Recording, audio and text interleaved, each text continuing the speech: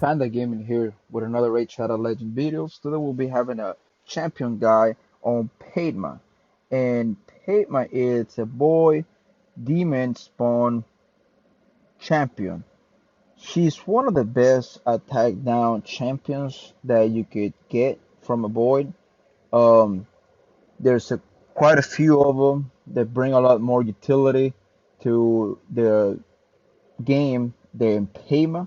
Peydma is pretty good for pretty much everything except say uh, Fire Knight, just because she doesn't have multi-hit A1 multi-hit. What I mean by multi-hit, I mean more than 3 hits. I mean it would be lovely for her to do 3 hits on her A1, but two it's good enough, especially if you're early on in the game and you just trying not to die. She does that pretty well. So her kit it's attack one enemy twice. If this attack is critical, it has an 85% chance of placing 50% decreased attack debuff on all enemies. So this debuff is gonna go to everybody that it's on the wave. So if you're fighting waves and they're killing you like in Dragon, she could be there, decrease their attack, and you can survive longer, take less damage. Of course, if you have 100% crit, you're always gonna be pretty much placing this. Here A2, it's a AOE, and it has a 35% chance of placing 50% decrease accuracy debuff for 2 turns. This is pretty good if any wave got any champions that could decrease your defense or put decrease speed. It helps you not land, not get debuffs on. And this her A3, it's a pretty good skill, especially for Magic Keep to take the shield away. This is if you book it, it will be to a 3 turn cooldown, just like this one, just like her A2. It'll be 3 turn cooldown, and what you do, you steal the buffs from the target, and it places it on you. So even in waves, if you use her for Ice Golem, it will take the reflex damage buff that Drake, I think, it puts on himself, and that's how if you AOE, you could kill yourself. She could do that. So let's get to it. I'll show you guys mines, and of course, if you don't have a Tyrell, which I was lucky enough to get a Tyrell this past times too, that we had. I don't longer use her for my Clambos team. I use Tyrell now, but where she's at? Let's see. She's hiding. Oh, there we go. So here we go. Here we have her. Of course, her skills, if you guys can see here, they based on defense and attack. And if I was you, I would definitely just build her pure defense, just because that's gonna help you out on taking a lot more hits and last longer, especially for clan balls. Um, I do have her crit rate quite high, but it's not 100%. I used to have her at 100% with with more accuracy and less attack, but I move her stuff around, just playing with her for a bit. So if you use her for clan balls, of course you want to have lifesteal, and I mean lifesteal on her, she's really great. If you plan on using her, which will be probably something I will be doing in the near future. I will be using her for my defense team for arena, but I still haven't made a commitment to it. I will definitely take her off the lifesteal set. But of course, you want to have a lifesteal set. You want to have crit rate on your gloves just so you can have high crit rate. Uh, HP. I don't have. a defense chest piece, and of course you want to have speed boots. Um, these are her stats. Uh, she got 41, almost 42,000 life. She got some attack. I wasn't trying to prioritize some of that attack. It just came with the gear that I had. But of course, like I say, you want to have as highest defense as possible. Her speed's at 201, and her crit rate should be at 100% if you want her debuff to land from her A1. And of course, you want to have high accuracy. 220 plus on your level 20 dungeons. I'll show you guys how she works. I'll be also putting a clip on how I do my arena, my clan boss team, and let's go with it. And I will probably fast forward this just so we can see the ending. I just want you guys to see how she procs her skill. I believe too, if you put her on a stun set, she could probably, stun everybody with her A2 since it's on a 3 turn cooldown. As you guys can see, she stole the debuffs and she land um her decrease attack.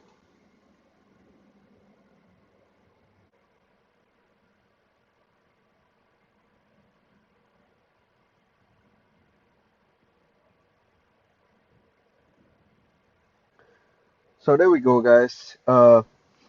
We lost Aethel and Kale on the second wave.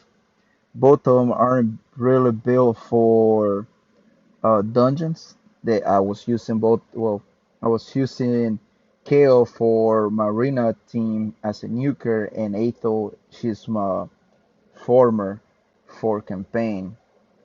But Apothecary, Drassen, and Peydma came in clutch. You guys can see they three, both of them, literally kill the dragon by themselves.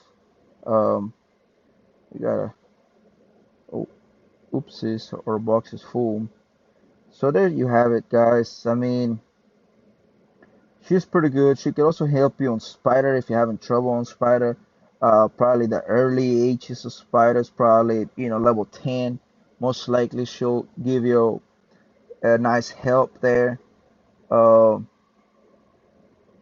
let's see. And let's add, um, let's take Aethel off and add Peydma. Alright, so we can see how much damage she can do.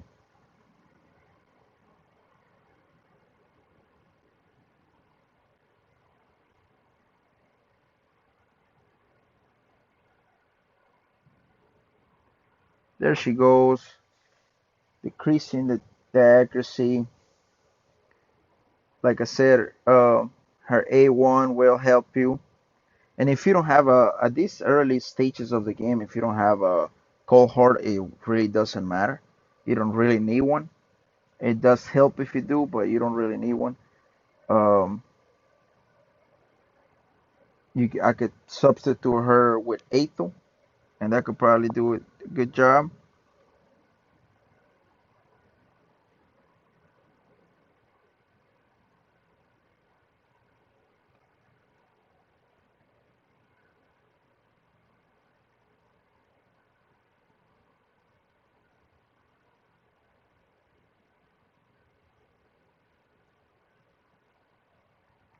Decrease in attack again. AoE.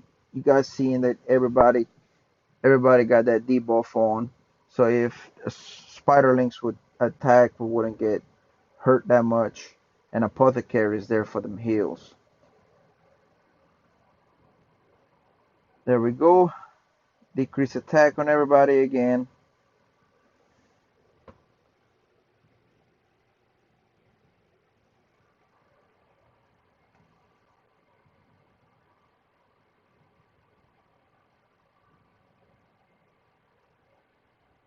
And there you have it, guys. So she can help you out on those early stages of a spider. Um, she does pretty good damage. KO did too.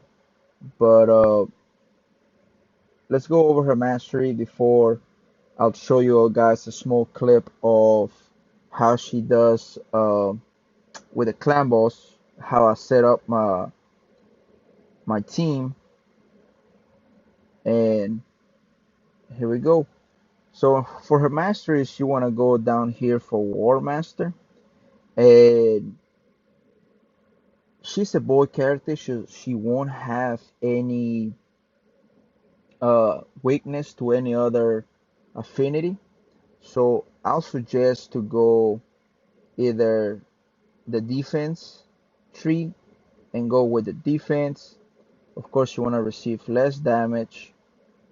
You want to go increase the amount of healing because you get heals from your lifesteal set.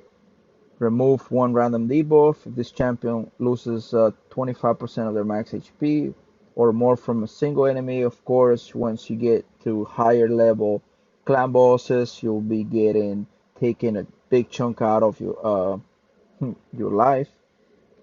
This reduces damage from one champion during the amount of the fight. And then this is the really good one here. You want to have this one because you got a 50% chance of countering when the boss inflicts 25 of their max HP or more from a single enemy. So if you lose 25% of your max HP, you'll have a 50% chance of countering. And of course you want to have this additional 20% chance to counter when an enemy applies stun, sleep, or freeze debuff on any ally. So this could also come in handy for arena if you want to build her just specifically for arena. I would go for Hailmasher just because some arena teams are really tanky and you want to ignore the defense. But other than that, I would stick to the defense tree instead of the support. And that's pretty much it, guys. I hope everybody enjoyed it. If you would like to hear more about this or know anything more, just let me know. Type it down on the comment below. Well, thank you for watching. Enjoy the rest of your day. Peydma, just so you guys see how good she is, I'm gonna use Septimus Aura so we just have an extra bit of an attack, which also helps her because her A1, which is something that we're only gonna be using, it's based off attack and defense. So here we go. Let's get into the fight. Of course, she's gonna go first. We're gonna decrease that attack. We're gonna apply some poisons, decrease defense, and he resistance a weaken. So we'll try to extend the buff. That didn't work. He extended the buff, and she goes last. Of course, how you set up your team in the clan boss, that's how your counter attacks will go. So here we go again. She'll gonna apply decrease attack. We're gonna apply increased defense just so we can hit harder with Rasen. There you seeing him hitting for 20,000. And of course, the longer we keep hitting the boss, the a little bit more damage we're gonna do.